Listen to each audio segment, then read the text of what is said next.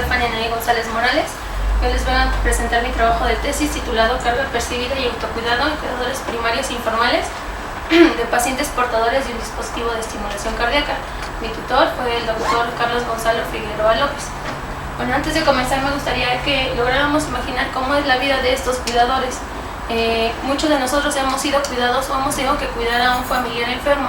Sin embargo, si en este momento les dijera que uno de sus familiares tiene una enfermedad cardíaca, en específico una arritmia, seguramente tendrían muchas preguntas y se preocuparían.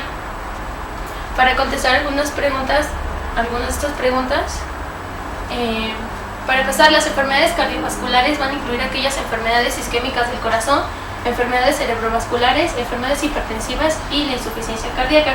Según la OMS, estas enfermedades ocupan el primer lugar en causa de muerte con un 17,3 millones de defunciones al año. En el caso de América, también son responsables del 40% del fallecimiento, y en el caso concreto de aquí de México, el Instituto Nacional de Cardiología mencionó que las enfermedades isquémicas ocuparon el primer lugar de defunciones con un 29% de estas al año, y el segundo lugar fuera del hospital con un 25% de las defunciones. Según Delgado y colaboradores, mencionan que aquellos pacientes que tienen insuficiencia cardíaca, el 80% de ellos tienen una arritmia cardíaca. Vamos a definir como arritmia aquella alteración irregular del ritmo del corazón que se salga fuera de los rangos normales, es decir, que sea un rango normal se va a percibir como entre 60 a 100 latidos por minuto. La clasificación más común es el de la bradicardia y taquicardia. La bradicardia cuando el corazón tiene una frecuencia cardíaca menor a 60 latidos por minuto, y taquicardia cuando esta frecuencia va a más de 100 latidos por minuto. Algunos de los pacientes suelen presentar síntomas tales como cansancio, mareo, vértigo, desmayo, síncope y muerte súbita, lo cual hace que sus actividades de su vida cotidiana se vean un poco afectadas por estos síntomas. Sin embargo, también existen diferentes tipos de tratamiento para las arritmias, entre ellos los quirúrgicos y los dispositivos de estimulación cardíaca. Un dispositivo de estimulación cardíaca va a ser aquel aparato eléctrico que va a ser capaz de analizar los ritmos del corazón. Existen tres, que es el marcapaso, el desfibrilador automático implantable y el resincronizador. Por lo regular el marcapaso se utiliza para las bradicardias, el DAI para taquicardias y el resincronizador para insuficiencia cardíaca. A pesar de que estos pacientes tienen un aparato que controla las arritmias y por lo tanto los síntomas, estos pacientes o esta enfermedad suele ser progresiva y suele estar en constantes cambios, por lo cual no solamente va a afectar al paciente sino a su entorno, y va a necesitar cuidados. Ese cuidado se lo va a dar, lo vamos a definir como aquella actividad humana, física, psicológica y emocional que va a brindar una persona hacia un paciente. En este caso lo podemos llamar receptor de cuidado. Este paciente va a necesitar dos tipos de cuidado: de cuidadores informales, es decir, profesionales de la salud que se dediquen al cuidado de manera profesional, pero donde va a estar remunerada su actividad. Van a tener horarios específicos y horas y lugares específicos donde los van a cuidar. Por otro lado, existen los cuidadores informales, es decir, aquellos familiares o personas cercanas al paciente que lo van a cuidar fuera del hospital. Sus características principales es que no van a recibir remuneración, es decir, algún pago por hacerlo. Su principal motivo de cuidado va a ser el amor o el afecto que le tienen al paciente, y no van a tener horas de cuidado. Desafortunadamente en México no existen datos específicos sobre cuántos cuidadores de pacientes crónicos existen. Sin embargo, el INEGI con la encuesta nacional sobre uso de tiempo mencionó que los integrantes mayores de 12 años que realizan cuidados y apoyo ascienden a más de 7 millones. De estos 7 millones, 5 de ellos, un poco más, son mujeres. En total fueron 80 millones de encuestados, y de estos 80 millones, 30 de ellos van a brindar también apoyo emocional y compañía a los integrantes.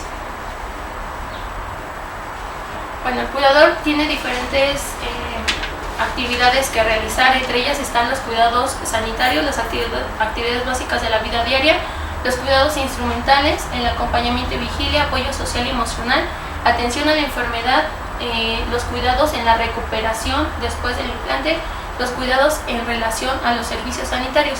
Todas estas actividades lo que van a ocasionar en el cuidador va a afectar diferentes áreas de su vida. Entre ellas se podrían mencionar las económicas, por tener que adaptar la vivienda, por ir a consultas médicas, al transporte y sobre todo la prescripción de medicamentos. La segunda va a ser la física, en donde el cuidador se va a notar cansado, va a tener la tendencia a desarrollar obesidad y dolor crónico, va a haber incidencia en condiciones crónicas tales como ataque al corazón, diabetes e hipertensión, también trastornos gastrointestinales, y por lo tanto al realizar diversas actividades, no solamente como cuidador, sino como parte de una familia, parte de un entorno, también va a tener poco tiempo para su autocuidado. En otras implicaciones psicológicas se mencionan la depresión, la ansiedad, el insomnio, las restricciones en la vida social, el estrés, la ira y la percepción de carga. Por lo tanto, el ser cuidador informal requiere muchas responsabilidades y un grado elevado en cuanto al costo de su salud.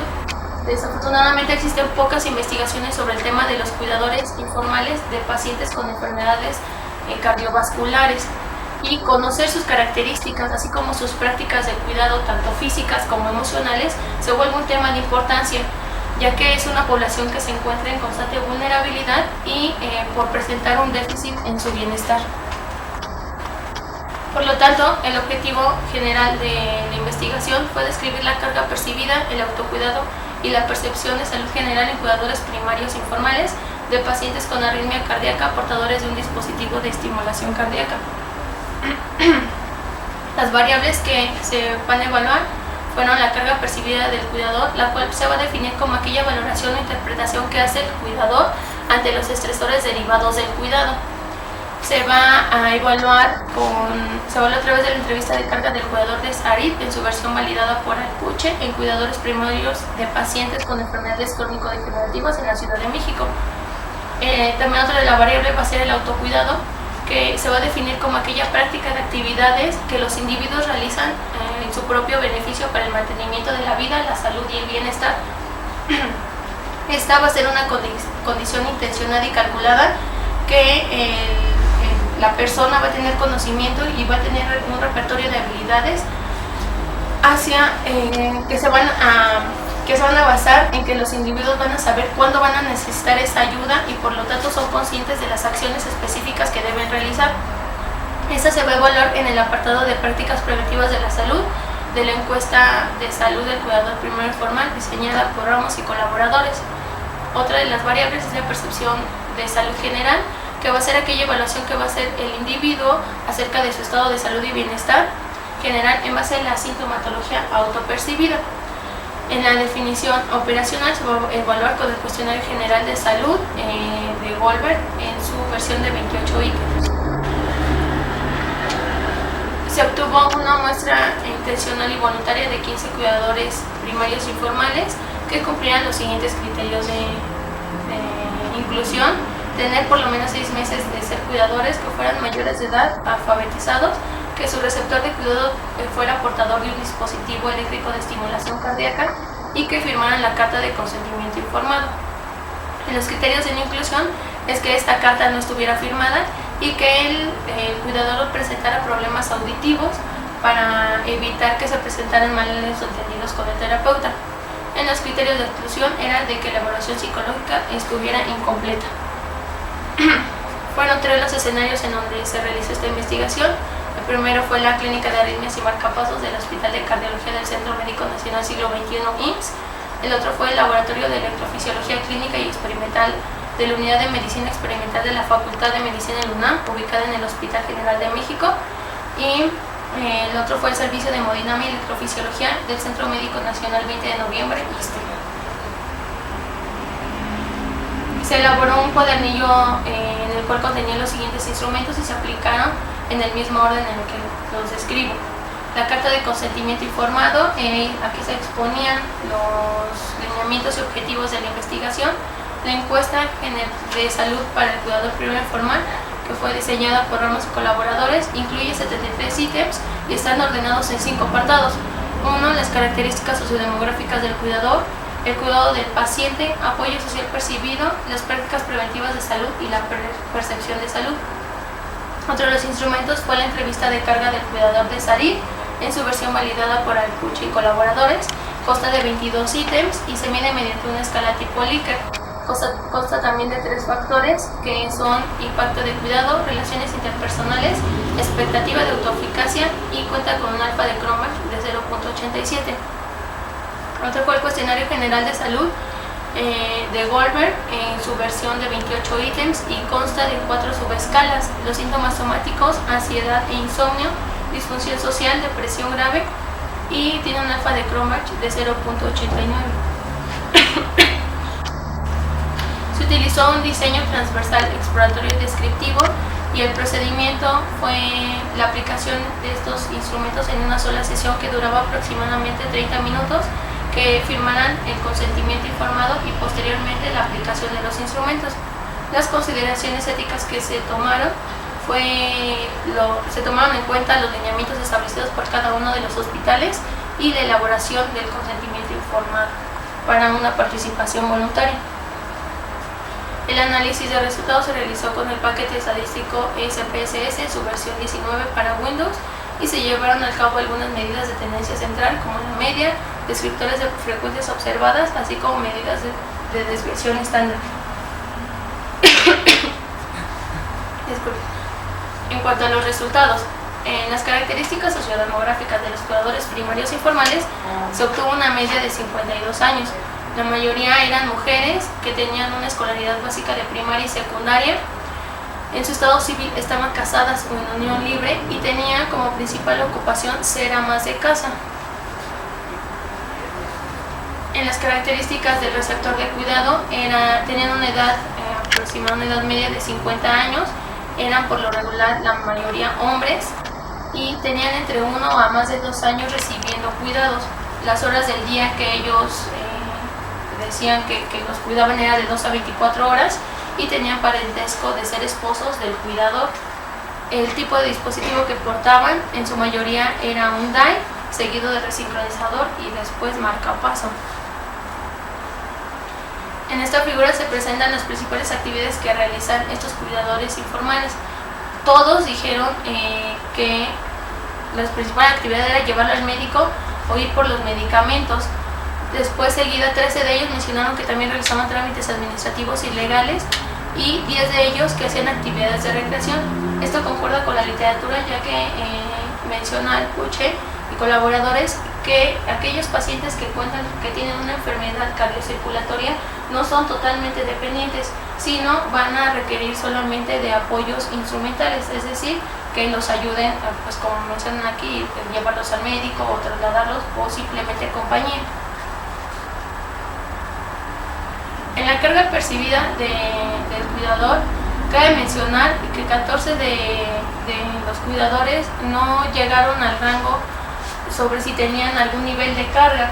Solamente uno se planteó entre una carga moderada. Sin embargo, la media total de la muestra se obtuvo que fue de 18.33, por lo cual estos cuidadores no presentan carga. Sin embargo, al hacer el análisis por cada uno de los factores, el factor que más sobresalió fue el de impacto de cuidado. En este factor se ven afectadas áreas de su vida social, de su salud y de su tiempo de ocio. Se hizo el análisis en esos 3 factores, y en el primer factor principalmente los cuidadores mencionaban que tenían miedo de lo que le deparara el futuro a su familiar, creían que el receptor de cuidado dependía de él y se percibían como la única persona que lo podía cuidar, como si nadie más pudiera hacerlo. En las relaciones interpersonales decían los cuidadores que su familia le pedía más ayuda de la que realmente necesitaba y que su cuidado se veía afectaba a la relación con otros miembros de la familia. En las expectativas de autoeficacia, principalmente sobresalió que no tenían suficiente dinero para cuidar de su familia, así como cubrir otros gastos, y también creían que deberían de hacer más por el receptor de cuidado de lo que actualmente hacían. En cuanto a la variable de autocuidado, cabe mencionar que el 46.7% de estos cuidadores no han recibido información o dicen no haber recibido información sobre cómo cuidar de su salud.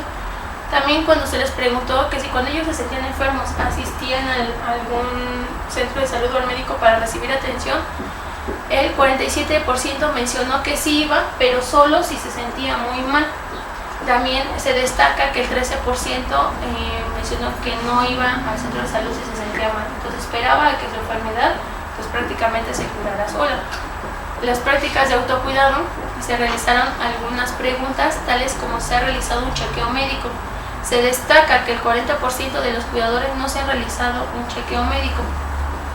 Tampoco han asistido al dentista o al nutriólogo en los últimos 6 meses y el 80% de ellos mencionó que no tiene algún cuidado sobre su bienestar emocional y no ha asistido al psicólogo, al psiquiatra o al terapeuta. De estos cuidadores, tampoco el 53.3% no realiza ninguna actividad física. Es decir, que aparte de que no tienen información, ellos no saben qué hacer o no hacen algo para cuidar sobre su salud. Cabe destacar que aparte de que ellos no se cuidan, ellos también tienen problemas de salud importantes. El 53% mencionó que llevan un tratamiento médico durante los últimos 6 meses. De estos tratamientos, los principales problemas de salud que mencionan ha sido hipertensión, con un 33.3%, seguida de insomnio. Cabe destacar que también otras de los problemas de salud que sobresalieron fueron la colitis, el dolor crónico, la depresión y la ansiedad. Es decir, que estos cuidadores cuentan con problemas de salud serios. En cuanto a la percepción general de salud, el cuestionario se divide en 4 dimensiones y la que más sobresalieron fueron los síntomas y la disfunción social. ¿Esto qué quiere decir? Que el paciente percibe que tiene síntomas tales como dolor de cabeza, algún dolor crónico en general, y esto se va a ver afectado en su entorno, en cómo se relaciona en cuanto a su familia y en su entorno social. Es por eso que estas dos variables, dimensiones salieron elevadas. También en las preguntas sobre percepción de salud a futuro, el 33.3% menciona que ha llegado a percibir síntomas similares de su paciente con enfermedad cardíaca. Esto concuerda con lo mencionado anteriormente, ya que hay pacientes que tienen hipertensión y se ve reflejado en que sienten los mismos síntomas que su paciente. Otra de las preguntas es que creen, el 46.7% cree que en un futuro va a padecer la misma enfermedad de su paciente. Es decir, son conscientes de todo el proceso de la enfermedad cardíaca. En cuanto a la conclusión que se llegó en este trabajo, ha existido un elevado grado de cardiopatías, lo cual ha contribuido que también se eleven los cuidados del paciente fuera del hospital. Es obvio que al ser un cuidador primario informal se va a llevar a diferentes cambios y repercusiones en diferentes áreas de su vida. Menciono especialmente la salud física por las variables que se evaluaron, y es importante que no solamente veamos al cuidador informal como un recurso para los enfermos, no es simplemente el apoyo para el paciente, sino también es preciso atenderlos y mirarlos como parte del sistema de salud, es decir, como pacientes, con todo lo mencionado anteriormente de que tienen hipertensión y que creen presentar los mismos síntomas que su familiar. Es importante que volteemos la mirada hacia estos cuidadores. Por lo tanto, la investigación de cuidadores primarios informales en el área de cardiología y en muchas otras áreas se hace que estos se vuelvan objetos de atención, por lo mismo de lo que comentaba, por lo que se hace evidente programas de intervención multidisciplinario, que no solamente se vean al familiar, sino que también se vea al paciente y vea todo lo que implica ser un cuidador.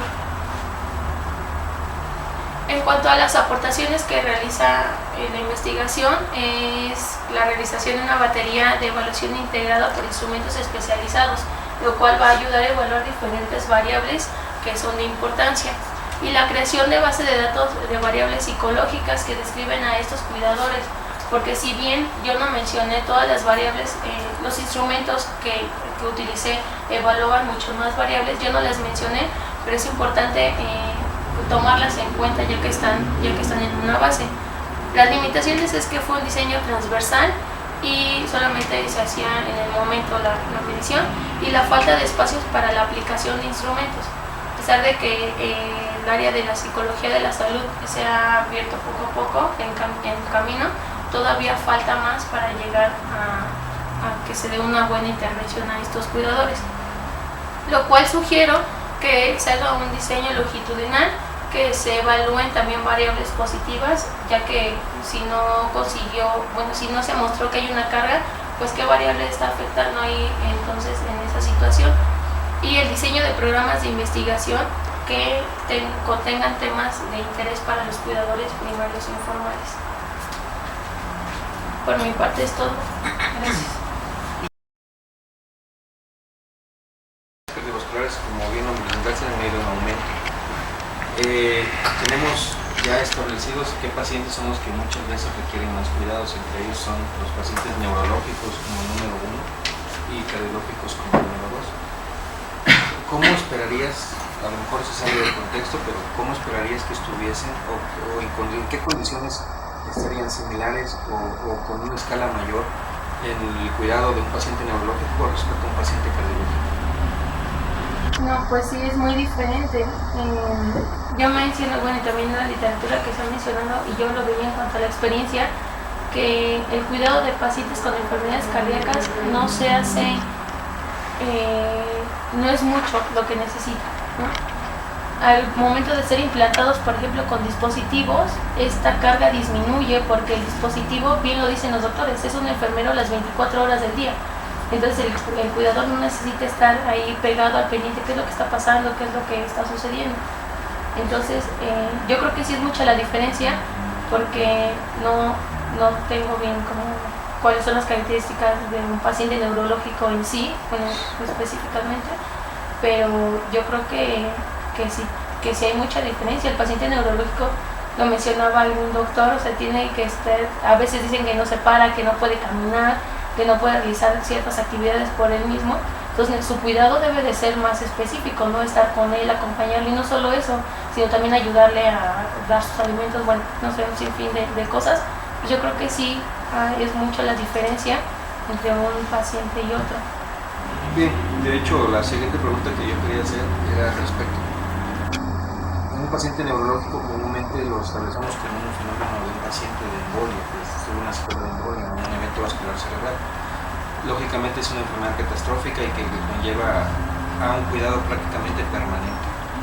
A diferencia del paciente con una cardiopatía y que requiere una terapia de resincronización o de defibrilación, le permite al paciente hacer sus actividades, si bien no normales como quisiéramos, pero le permite tener independencia, y eso es una de las grandes diferencias que existen en ese tipo de pacientes, y la ventaja, ustedes los ven cómo llegan los pacientes y con el paso del tiempo cómo están. Entonces yo creo que eso, la percepción de que el cuidador necesariamente no le genera una gran carga al paciente es muy cierto, y en el que prácticamente no le genera ninguna carga es el paciente con un marcapaso. Es diferente, aunque el menor número de pacientes que tuviste con el marcapaso, esos pacientes se les pone el marcapasos en el instalador para que hagan su vida totalmente normal. Entonces, a diferencia del resincronizador y el desfibrilador, que efectivamente hacen que tengan una calidad de vida y tengan, por supuesto, además una incorporación, incluso muchos, a sus actividades laborales. Entonces, gran parte, yo considero que eso es, dentro de la observación que hiciste, dentro de tus conclusiones, es de que la carga del cuidador primario en un paciente con un familiar con una cardiopatía no lo percibe así, de que es tan severa esa carga. Entonces, ¿alguna otra diferencia que tú hayas considerado, que además de eso, en este tipo de pacientes? Porque eso es muy representativo. Efectivamente, nosotros vemos que la persona que más cuida al enfermo es generalmente la mujer, el paciente cardiópata, aunque también la diferencia es de que tienes mayor número de pacientes masculinos. También la esposa es la que generalmente cuida más del paciente cardiópata. Entonces, ¿qué otra diferencia consideras o pudiste observar en ese tipo de pacientes? ¿Por qué no se les hace tan pesado? Porque llama la atención y y es un hecho relevante. Pues yo creo que la enfermedad, si bien afecta al que la porta, bueno, al receptor, yo creo que afecta más a los que están alrededor de él, porque al final de cuentas, si el doctor le explica al paciente como eso que usted menciona, el desfibrilador sí le va a ayudar, le va a servir, o poder realizar sus actividades, muchas de las veces las creencias que tienen los familiares afectan mucho. Entonces, eso fue algo que yo me pude percatar, que los cuidadores estaban como más atendidos. ¿Y qué tal si le pasa esto? ¿Y qué tal si le pasa esto? ¿Y qué tal? ¿No? Pero era por sus creencias, a pesar de que un doctor les explicara que iban a poder realizar su vida cotidiana, iban a hacer sus actividades, obviamente con ciertas restricciones, pero pues podían continuar normal. El cuidador era el que se hacía como estas ideas, ¿no? Y por tal motivo pues, se veía más cargado, pero no tanto. Yo no lo veía tanto por tener que cuidarlo, sino por las ideas de lo que había pasado. Estos cuidadores, en específico los de DAI, hay veces que son pacientes que les ponen el aparato por prevención secundaria, es decir, que ya han tenido un evento, se han desvanecido, han tenido resucitación. Entonces, el familiar difícilmente se olvida de eso, ¿no? Pues vive con eso, a pesar de que ya les pongan el dispositivo, vive con eso toda su vida, se puede decir. Entonces está pensando constantemente, ¿y qué tal si le pasa esto? ¿Qué tal si le pasa el otro? ¿No? Yo creo que todo esto de la carga se basa también en cuanto a la creencia y la falta de información que tiene el cuidador sobre ciertos temas de salud, en este caso sobre la cardiología. Es algo que puede identificar. Y esa es otra área que se podría explotar en un cuidador, porque a pesar de que se le explique al paciente, se le explica al familiar, como bien dices, es como la creencia, que le podemos llamar así, o le podríamos decir una ignorancia muchas veces generada por también parte nuestra, que quisiéramos explicarle al paciente lo relevante, y muchas veces le explicamos al paciente, el paciente toma confianza en sí mismo, pero esa confianza difícilmente la puede transmitir o la puede recuperar el cuidador. Entonces esa también sería otra opción en la que hacer énfasis en los pacientes, en que la idea de esos dispositivos es que hagan su vida lo mejor posible. Ese es un punto que yo creo que también podría manejarse como una especie de terapia para el cuidador y dejarle la libertad al paciente, porque muchas veces el paciente quiere hacer cosas que quien lo inhibe es su cuidador, es la persona que está a cargo de él, y muchas veces se genera una responsabilidad mayor de lo que realmente representa. Gracias. Bien, gracias. Me llama la atención en tu presentación, Anaí, que dentro de las tareas de cuidado, el vestir al paciente está arriba. ¿Te llamó la atención eso? Sí, a pesar de que lo que mencionábamos, que no era un paciente que necesitara tantos cuidados, yo creo que llega el momento en el que también el familiar se vuelve como, no sé si será la palabra correcta, pero representa como una comodidad, ¿no? El paciente, cuando ven que es cuidado, es atendido, pues a todo, como se dijera, pues se deja como querer, ¿no? Está haciendo sus actividades. Entonces, algunos de los pacientes nos reportaban que aún sentían el dolor del aparato o les incomodaba sentirlo. Pues a veces, si es que yo no puedo realizar, no puedo levantar mi brazo, todo eso, y ya me ayuda mi esposa, mi hija, cualquiera. Yo creo que en ese sentido va esta actividad. No quiere decir que yo lo paro, yo le abrocho en la camisa, pero sí le ayudo para que pueda, al menos en el brazo en el que tiene el dispositivo, pues para que pueda vestirse. Esto tiene relación con lo que te preguntaba el doctor Cigarro. Yo creo que es muy importante diferenciar los cuidadores y a quienes ofrecen y a quienes están dando sus cuidados. La diferencia que puede haber entre un paciente cardiópata y un paciente neurológico. A mí me hubiera encantado que tú dijeras y que hablaras acerca de la dependencia. La dependencia que puede demandar un paciente y otro son totalmente diferentes. Y en eso puede radicar la naturaleza de los cuidados que está prestando cada uno de sus cuidadores.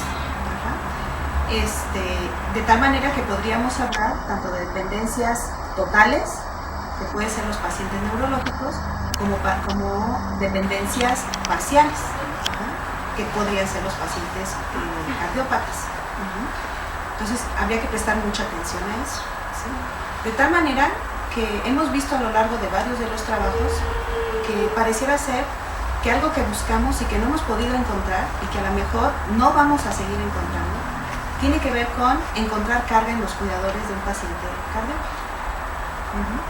Ya vimos en un trabajo y en otro, pareciera ser que las cargas son mínimas o simplemente, aparentemente son nulas.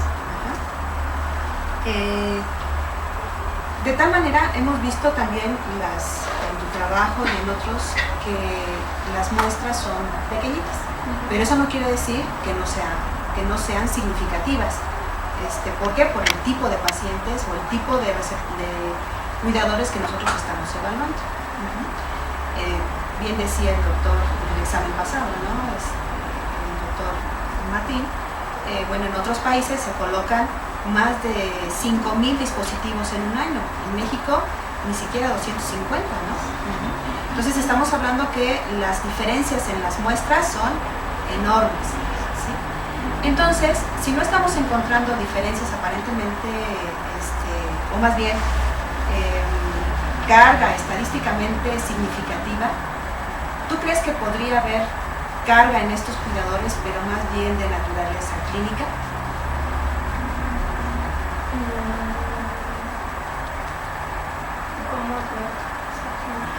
Cuando hablamos de diferencias, por ejemplo, hablamos de significancias estadísticas, y pareciera ser que prestamos atención, ¿no? ¿Es estadísticamente diferenciada o es estadísticamente alta o baja? Sin embargo, también hablamos, ¿sí?, de diferencias o de indicadores que tienen que ver con la significancia clínica. Y esto tiene que ver más con lo que encontramos en lo cotidiano, en la práctica cotidiana, en la consulta cotidiana con nuestros pacientes y lo que estamos viendo ya en casos muy particulares. En otro de los exámenes veíamos que, aparentemente la escala de Sarit nos dice que no hay carga, pero cuando nos empezamos a poner cuidado en cada uno de los casos, pues parecía ser que sí, por el reporte mismo que dan los pacientes, los cuidadores. Yo creo que sí, en ese sentido, como bien lo menciona, pues el instrumento de Sarit nos arroja ciertos resultados que nos dicen que no lo muestran. Sin embargo, sí, en la práctica, pues lo que más reportaban los cuidadores en cuanto a la dependencia de los pacientes era que lo mismo que mencionamos, era que necesitaba el paciente, a pesar de que no necesitara tanto como ese cuidado, dejaban que el cuidador lo hiciera. O sea, la carga que percibían ellos era más por saber o por estarlos acompañando constantemente a sus citas, a sus revisiones médicas, lo cual hacía que el cuidador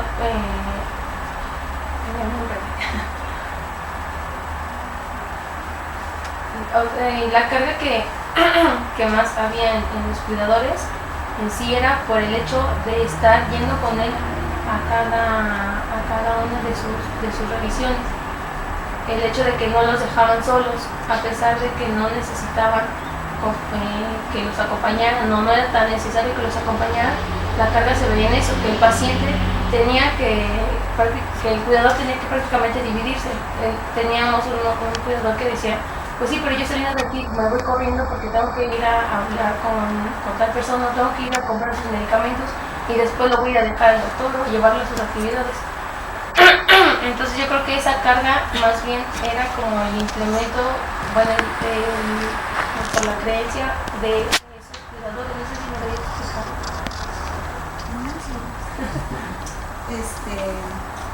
Si bien hace ratito hablábamos de las cargas, de una dependencia parcial y una dependencia total, aquí de repente me da la impresión de que la dependencia es más bien percibida por el caso de los cuidadores, porque puede haber un paciente que se pueda vestir por sí solo. Sin embargo, yo percibo que necesitas ayuda y te pongo la camisa. O yo percibo que necesitas ayuda para subirte al pecero. Y yo te ayudo a subir el pecero. Es más, hasta gastamos en el taxi. Entonces, a lo mejor el nivel de dependencia que se está generando ahí, o se está percibiendo, tiene que ver más con lo que percibe, cree o valora el cuidador en función de las necesidades que tiene el receptor. Y a veces, pues sí, es muy cómodo, ¿no? Que me ayuden a ponerme la camisa, que me sirvan mi desayuno, y que aun cuando tenga el vaso aquí, yo me pueda llevar el vaso para tomarme la pastilla, necesite que alguien me lleve el vaso a la boca, ¿no? Entonces, ahí a lo mejor habría que trabajar un poquito sobre este tipo de percepciones que están teniendo los cuidadores con respecto de las demandas que tienen los pacientes.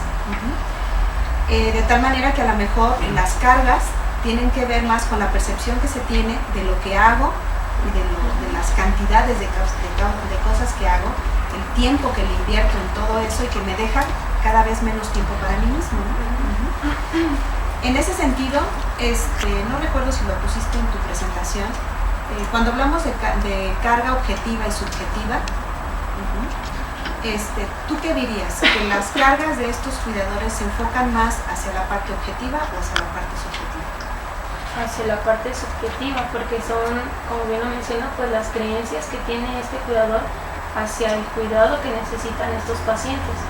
No es algo... El doctor, cuando les implanta el dispositivo, les dice precisamente esto: usted puede hacer su vida normal, o puede hacer su vida cotidiana, ¿no? No hay ciertas especificaciones de no debe de hacer el otro, no debe de pararse, no, sino dan las indicaciones: tomar el medicamento a sus horas y pues venir a sus citas, ¿no? Periódicas.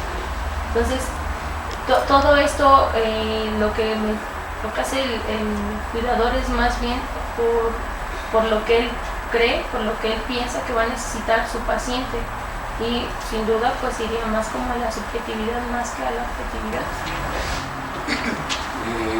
¿Cómo te sientes?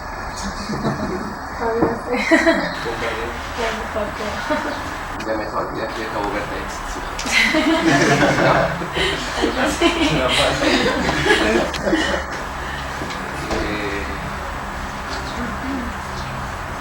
Yo creo que es muy interesante lo que te comentan el doctor y la doctora,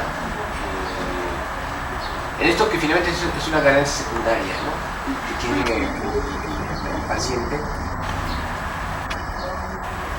y que seguramente un mes, 6 meses o un año, varios de ellos, de los pacientes, demandan todavía este cuidado, el apoyo, la atención, sí, lo que sea, pero con tal de tener a alguien ahí. Pero seguramente también juega mucho ahí el hecho de que las creencias que tiene, pues yo creo que el paciente, y en general tal vez el mexicano, ¿sí?, o el latino, no sé, respecto a que si uno está enfermo del corazón, pues es cuidado, ¿sí? Y yo creo que todavía esta recomendación que tal vez hace 50 años se le hacía a un paciente, o hace 20 años tal vez, de que alguien que estuviera enfermo del corazón era para que estuviera bien, justamente era para cuidarlo, ¿sí? Y era para tal vez, si no incapacitarlo totalmente, pero sí todavía era para limitarlo en muchas de sus actividades, no tener ningún tipo de presión. O sea, cuántas veces al paciente no teníamos que darle un susto porque está enfermo del corazón, ¿sí?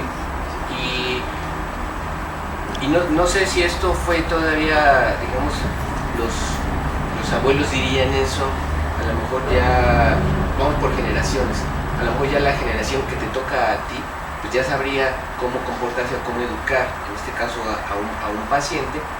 Pero también la actitud del cuidador, obviamente tú como cuidadora, a lo mejor en algún momento, ¿sí?, sabrías que un cardiópata, pues no, dependiendo del tipo de cardiopatía, pero que no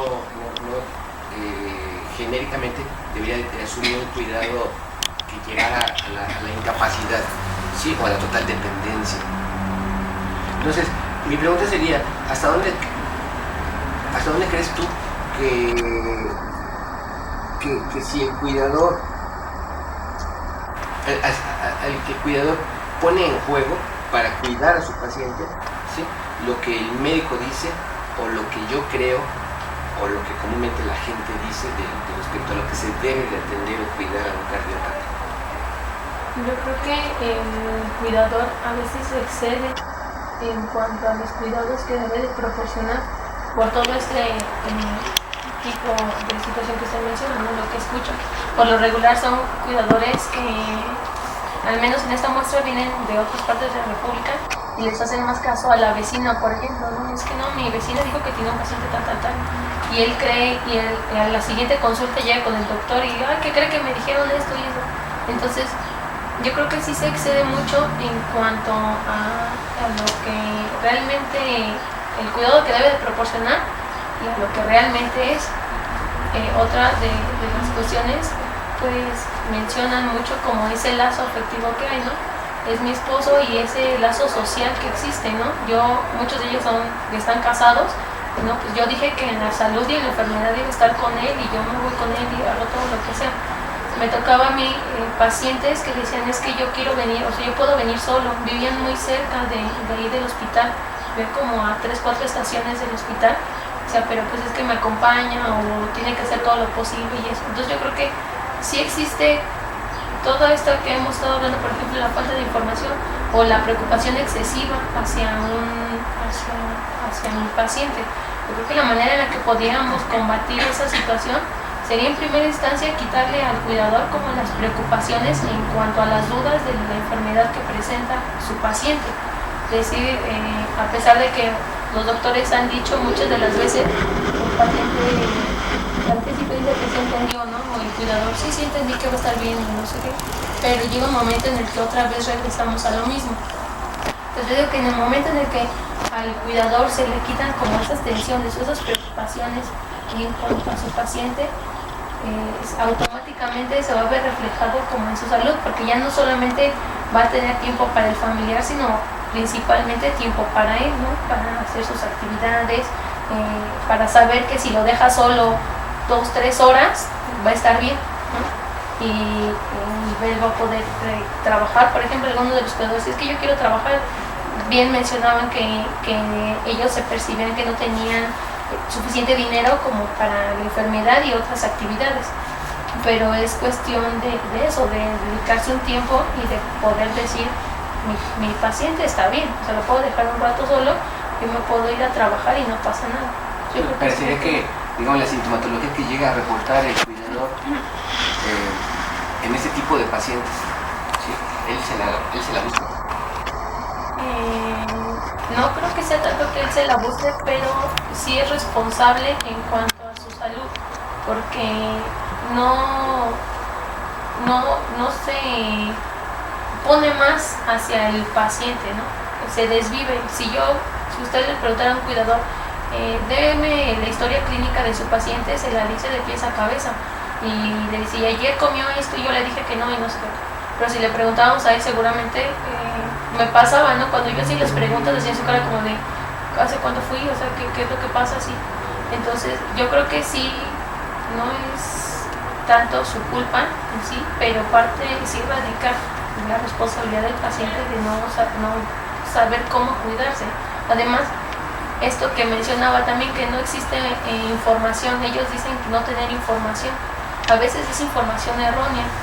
Ahorita con las campañas que hay de salud, pues es muy común, ya que en la calle pues se puedan hacer una muestra y todo eso, pero son pacientes que tienen más o menos entre 50 a 60, digo, no están grandes, pero todavía siguen teniendo como esa idea de no tengo que ir a fuerzas al doctor, a sacar una cita, o sea, como que siento que ellos mismos se ponen piedritas como para poder hacer, y en tanto también podrían usar como excusa esto de tener el cuidado un familiar cardíaco.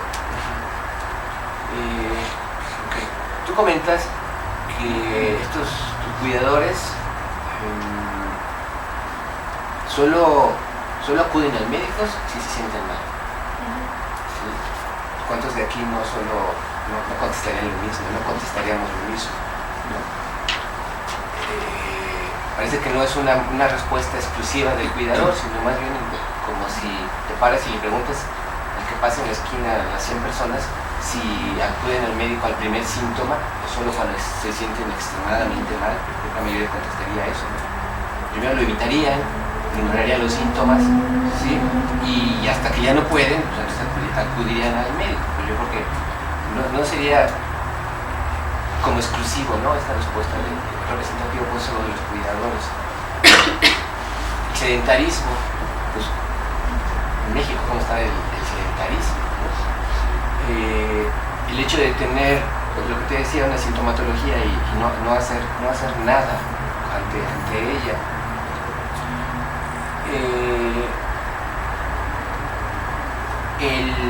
Cuánta gente también, por más que se le explique un profesional, le diga lo que es una enfermedad, lo que implica tenerla, la evolución de la misma, los cuidados que debe de tener, pero cuánta más información o desinformación no recibe la persona. Llega un momento en el cual a veces hasta se pierde entre lo que me dijo el profesional, que puede ser o debe ser lo correcto, entre lo que alguien más me dijo, ¿sí? Y me siguen bombardeando y entonces yo cuidador me encargo de filtrar todo, pero al final yo hago mi propia, me quedo con la información que yo crea que es la conveniente de todo lo que me dijeron, ¿sí? Pero insisto, yo creo que mucha gente así todavía lo hace, ¿sí? Entonces, ¿hasta dónde crees tú que la información, como tú lo pones aquí, que estás tratando de describir al cuidador, ¿sí? Pero yo pensaría, o tú dime, ¿qué pensarías de si estás simplemente describiendo a un mexicano cuidador o no cuidador? Pues sin duda sí sería como una característica extra que sea cuidador, ¿no? En sí, porque al final de cuentas el autocuidado en la persona no solamente no podría depender solamente de que se está cuidando o no, sino también hay muchas otras esferas. Por ejemplo, yo lo mencionaba, lo económico, no sé, en cuanto al tiempo que tenga, en realizar otras actividades. Sí podrían parecer las características de un mexicano como común, sin embargo, en estos precisamente tiene el extra de ser un cuidador, que si un mexicano de por sí dice, en cuanto a la economía, no tengo tiempo porque tengo que ir a trabajar y todo eso, un cuidador, por si yo no tengo tiempo, pero porque tengo que cuidar a alguien, tengo que atender a los niños, porque recordemos que son amas de casa, no es, bueno, solamente soy cuidador de mi esposo y ya somos los dos juntitos, no, sino también tienen como otras obligaciones. Entonces sí tiene mucho que ver como la sociedad en la que nos envolvemos, porque había, por ejemplo, investigaciones, bien lo menciona la profesora Berta, que en Europa pues sí existe, o hasta en Estados Unidos o Canadá sí existe como esta de, bueno, sí estoy cuidando a alguien, pero también me voy a cuidar a mí. Entonces yo creo que se pierde, con el tiempo se va perdiendo como esa importancia hacia mi cuidado, ¿no? Y también se olvida, también por esta falta de interés, de que en algún momento esos cuidadores, si no se cuidan, van a ser los que necesiten los cuidados, y se está viendo, porque al final de cuentas son cuidadores que tienen hipertensión, que tienen problemas de dolor, pero al final de cuentas ellos no se perciben como vulnerables, ¿no? Decir, no, a mí no me va a pasar, porque mientras todos estén bien, pues es como el clásico argumento de toda mamá mexicana de primero mis hijos, primero todos, y ya después, si hay tiempo, yo me cuido. Entonces, yo creo que sí tiene que ver mucho con el contexto, la sociedad en la que nos desenvolvemos, pero también hay que ver no solamente eso, sino otras esferas, lo económico, lo social, en cuanto a si está cuidando a alguien, ¿no? A mí me da mucho gusto estar en este examen, porque definitivamente tiene que ver con muchas de las características del desarrollo de la psicología. Yo te invito rápidamente a que hagas un retroceso en cómo iniciaste los primeros semestres, los primeros sufrimientos por tu cara, los primeros sufrimientos quizá relacionados con la estadística y con el cambio de percepción que vas teniendo conforme te vas formando. Y llegas a este momento cumbre. cumbre en una primera etapa de tu vida y sobre todo que tiene que ver con que tú misma digas, ¿y qué sé de lo que realmente no sabía? ¿Y qué sé de lo que realmente esperaba?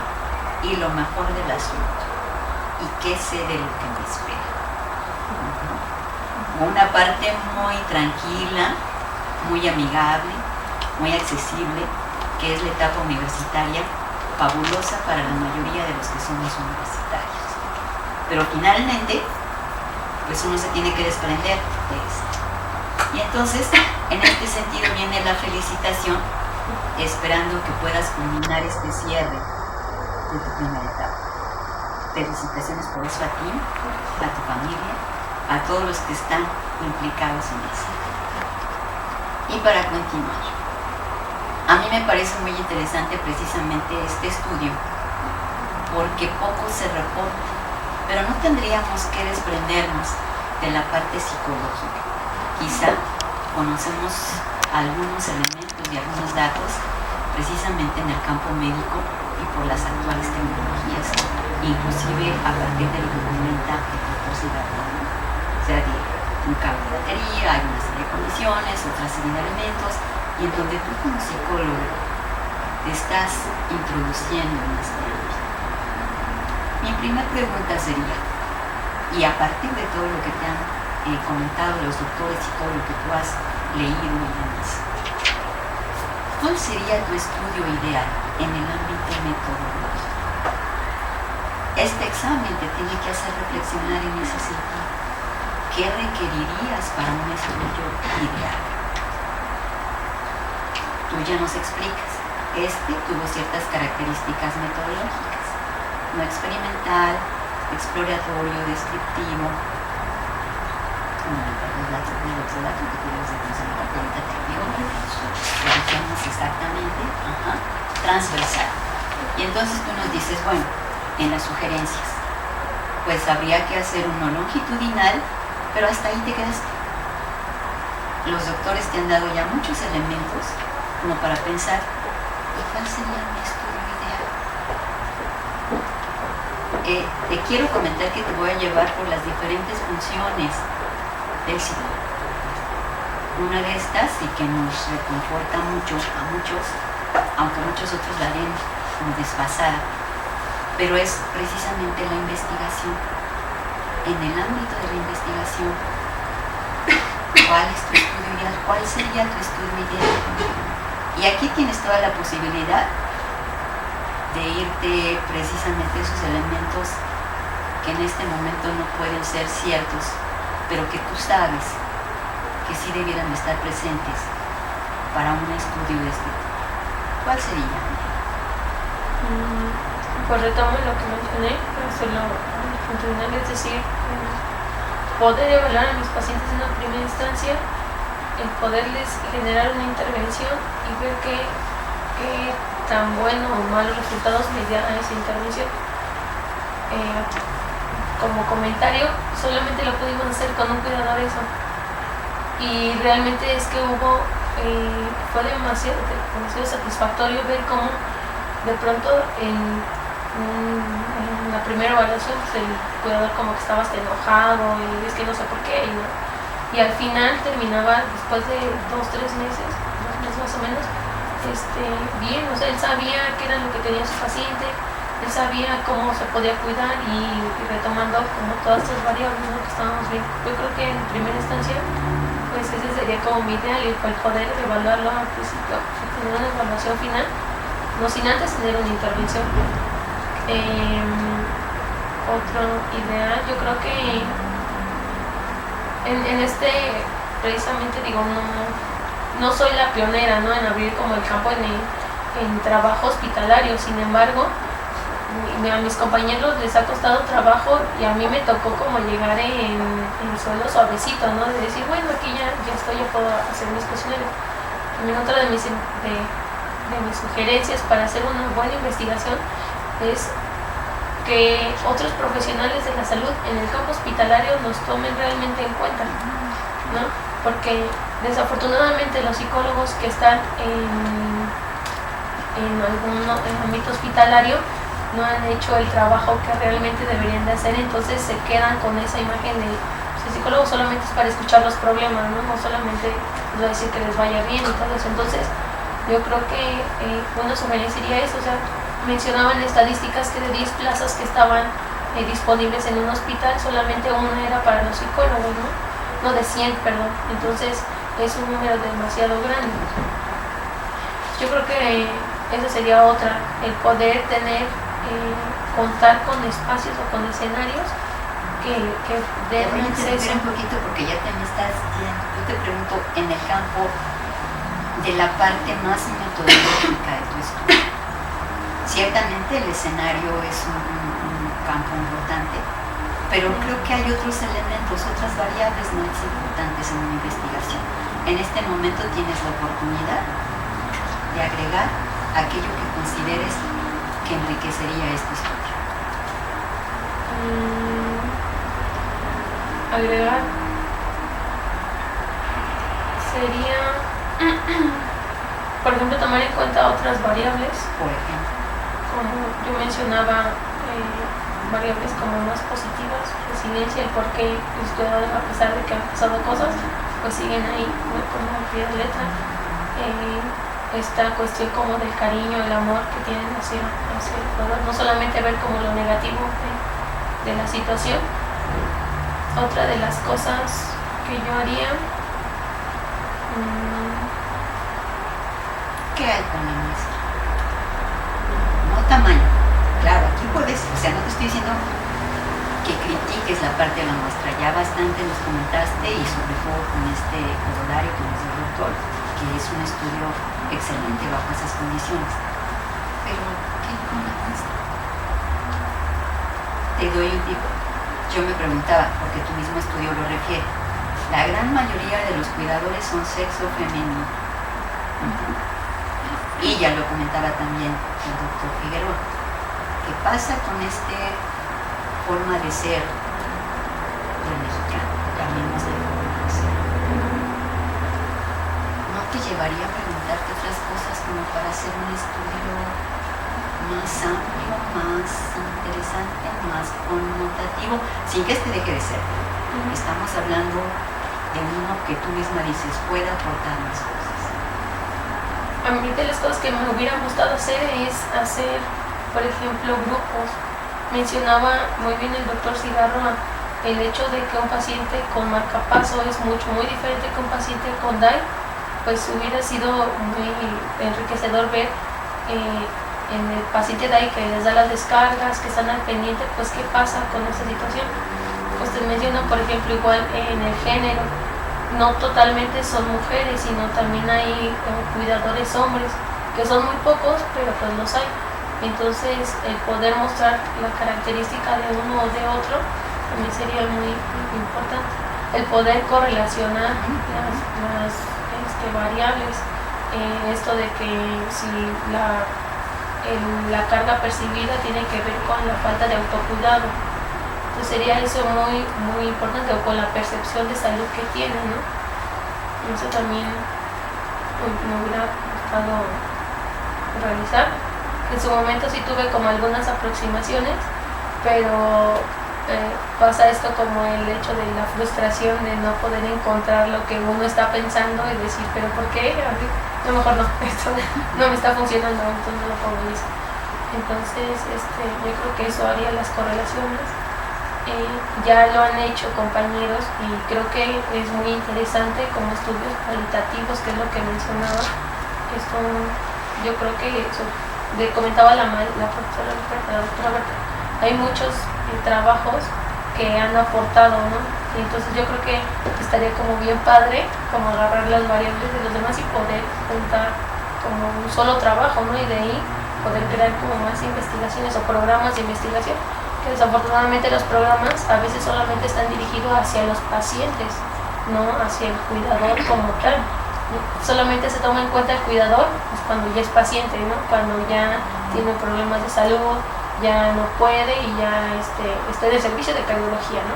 Ya uno se entera que es cuidador, pues porque nos dice todo.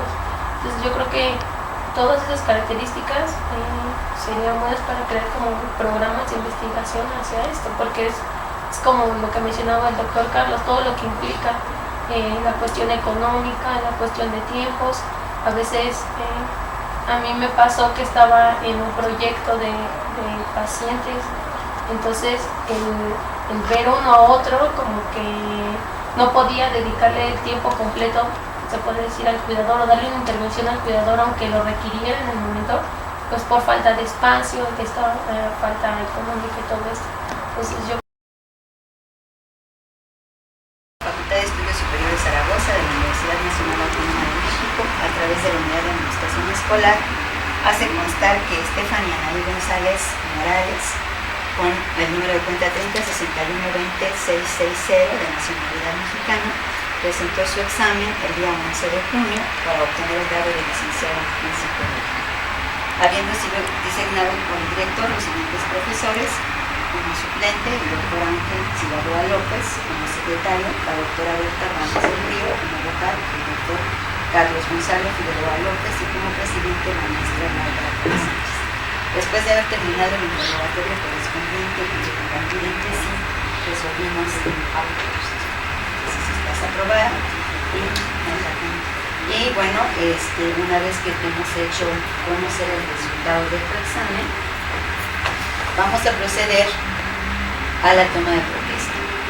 Esta es una situación desde luego totalmente formal, pero sí quiero que todos los aquí presentes y tú mismo hagan conciencia de la lectura que vas a hacer.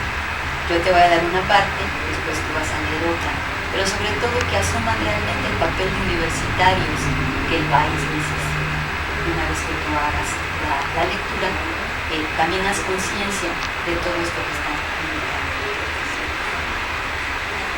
Nos encontramos reunidos para dar constancia de la formación profesional de uno de nuestros egresados.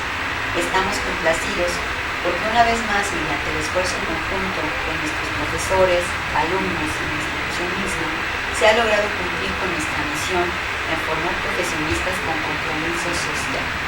En este momento solemne, en el carácter de presidente del jurado y a nombre de la Universidad Nacional Autónoma de México, le solicito a usted que haga la protesta universitaria.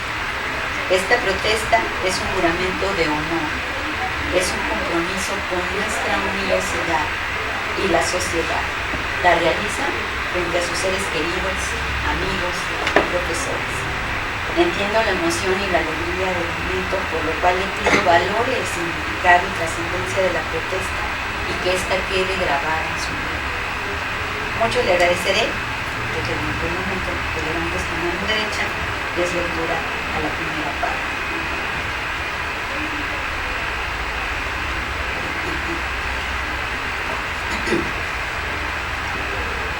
Tú lees esta primera parte, tomada de acá, si te acercas. Levantas tu mano derecha a la altura del hombro. protesto ejercer mi profesión con honradez y bajo estrictas normas éticas, atendiendo las necesidades de la sociedad, siendo sensible las de aquellos sectores más desprotegidos, con afán de servicio más que de beneficio personal, sin discriminación por origen, género, credo o filiación del solicitante, y luchando siempre por preservar nuestros recursos y proteger nuestros valores y cultura nacional. Protesta preservar en sus palabras y actos el buen nombre de nuestra universidad y mantener una estrecha vinculación con la Facultad de Estudios Superiores Zaragoza, tanto para su propia actualización como para retroalimentar con sus experiencias nuestros planes y programas de estudio. Sin protesto. Si así lo hiciera, que la nación se lo prenda, sino que los testigos de este acto, la comunidad y la nación, se lo den. Entonces esto es todo, Ana, entonces ahora sí.